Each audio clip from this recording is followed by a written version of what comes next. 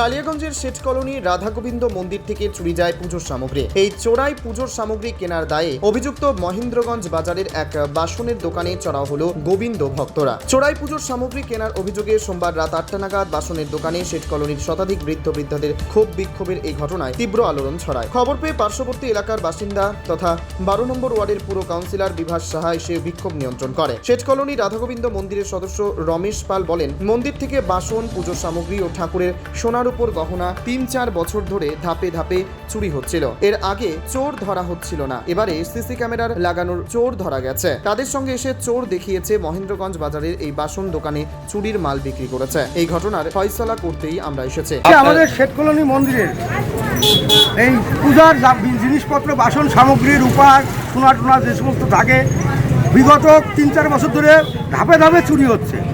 চুরি হওয়ার পরে আমরা এই ব্যাপারে আমরা চোর তখন ধরতে পারিনি, আমাদের সিসি ক্যামেরা ছিল না, কিন্তু আমরা এই সমস্ত দোকানদারদের কাছে এই করছি, তদন্ত করছি। কেউ তো শিকার যাবেই না, যাইও নি, কিন্তু আমরা বহুত কষ্ট করে আমরা টিভি লাগাইছি। লাগানোর পরে আমরা চোর ধরতে পারছি। চোর ধরাতে চোর শিকার গেছে। চোর শিকার যাওয়ার পরে এই দোকানে নিয়ে এসে বলছে, আমরা দোকানদারকে বলছি যে আপনারা মন্দির কমিটিতে যায় এর একটা ফয়সলা করেন, আর এই চুরি যেন বন্ধ হয়, চুরি যেন না হয় কালিয়াগঞ্জে। শুধু আমাদের শেঠ কলোনি মন্দির না, বিগত গোটা কালিয়াগঞ্জে যত চুরি হয় সব চুরাই মাল এই দোকানদারগুলো কেনে। কে কেনে আমি সেটা সঠিক বলবো না, তার কারণে আমরা এই দোকানদারের প্রমাণ পাইছি, এই দোকানদারকেই বলবো এখন। তা এর একটা বিহিত ব্যবস্থা যদি উনি করে ভালো, না করলে পরে আমরা প্রমাণ সহ যতদূর আগানি লাগে আমরা ততদূর পর্যন্ত। কবে চুরি হয়েছিল? চুরি হয়েছে এই গত 3-4 দিন আগে। আপনারা কি করে জানতে পারলেন? আমাদের সিসিটিভির ক্যামেরাতে আমরা জিনিস দেখলাম যে আমাদের চুরি হয়ে গেছে। দোকানদারকে বলা হয়েছিল? দোকানদারকে চোর সমেত নিয়ে বলা হয়েছে। তারপরে কি বলছে তিনি? বলছে দোকানদার বলছে ও বিক্রি করে গেছে আমাদের কাছে। মন্দিরের কি কাজ তা বলতে পারবে না।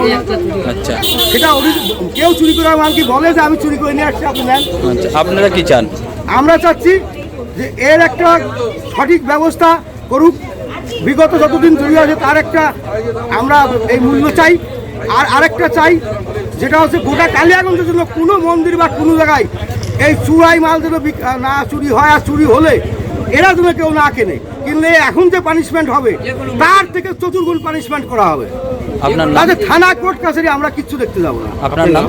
আমার নাম রমেশ পাল, আমি শেঠ কলোনি মন্দিরের একজন সদস্য। ঠিক আছে।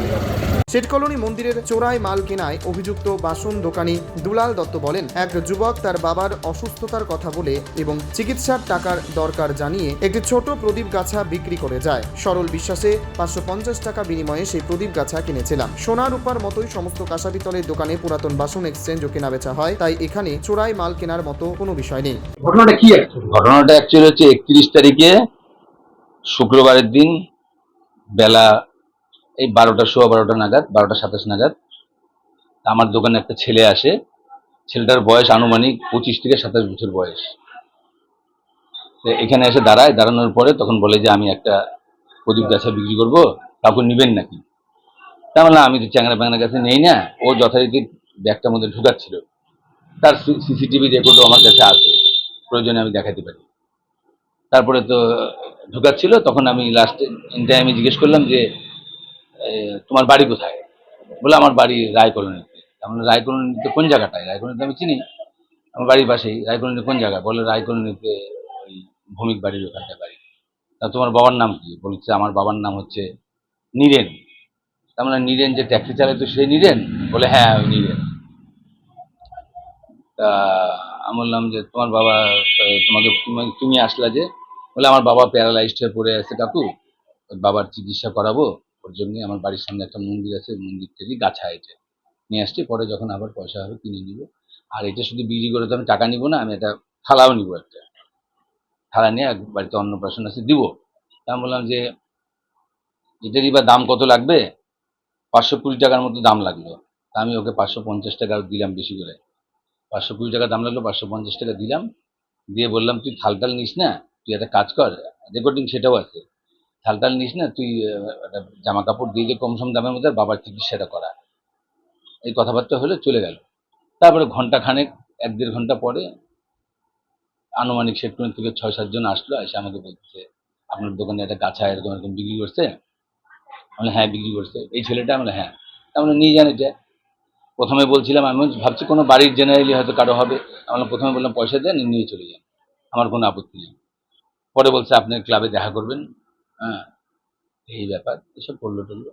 আমি আর কিছু করলাম না। তারপরে তো ওই 3-4 দিন পরে গতকাল প্রায় 150-200 লোক সবাই মিলে ওই শেঠপুরানের পূজার ওখানকার কমিটির লোক এসে নানান যেটা হয় জেনারেলি আমাকে প্রচণ্ড চাপ সৃষ্টি করলো।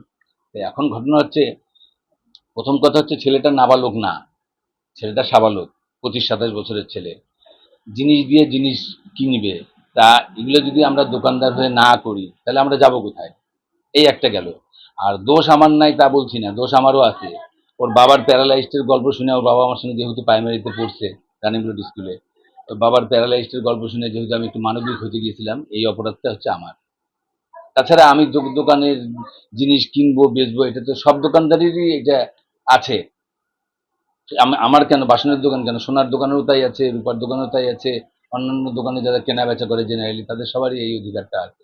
কিন্তু সেক্ষেত্রেও যদি এরকম চাপ সৃষ্টি হয় মানসিকভাবে, আমি তো এখন মানে কালকের থেকেই তো অসুস্থ হয়ে পড়ে গেছি, বিছানাতে পড়ে আছি, বুক টুক ব্যথা, কথাও বলতে পারতেছি না।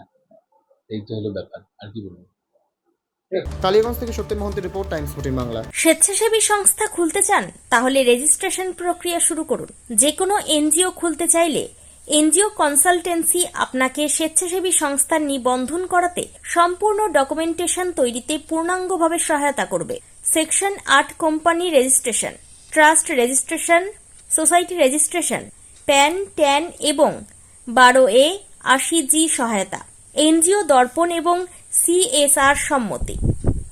এখনই কল করুন 8345817300, হোয়াটসঅ্যাপ করুন 9434187666 এই নম্বরে।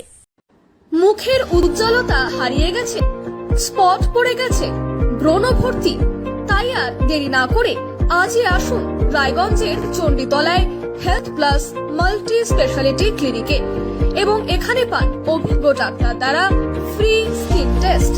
আরো বিস্তারিত জানতে যোগাযোগ করুন 9674895169 এই নম্বরে।